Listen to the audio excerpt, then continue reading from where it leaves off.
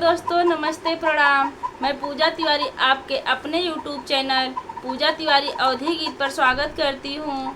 दोस्तों, आज हम आप लोगों के लिए एक ऐसी गीत लेकर आए हैं जिसमें एक ननद अपने भाभी के ललना के बारे में कैसे कामना कर रही है। आप लोग वीडियो को लास्ट तक देखिए। पसंद आए तो लाइक, सब्सक्राइब, शेयर और कमेंट ज़रूर कीजिएगा।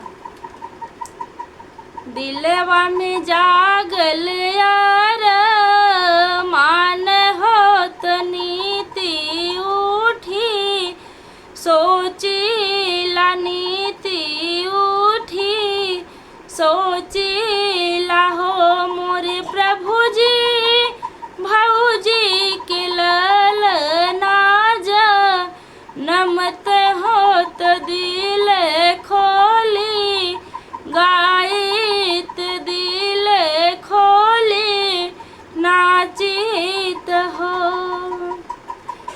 एक दिन बीतल दूसर दिन आवरोती, सरदीन आवरोती, सरदीन हो मोरी बहनी होत बिहान पाह, फाटे होत ललनाज नमली है ललनाज नमली है हो।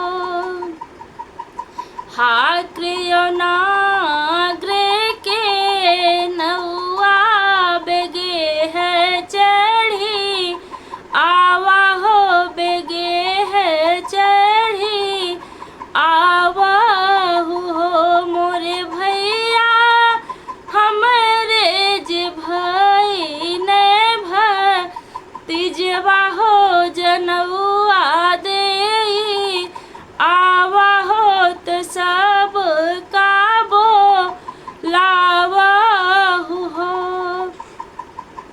इतनी बचन नाऊ सुनन सुनहु नाही, पायन सुनहु नाही, पायन उलटी जा बाबदी है हो मोरी बहिनी, इतना न ढेर खुश होवा हो तूने नाही, पैबू हो तूने नाही, पैबू हो। नेग हम मिले चाहे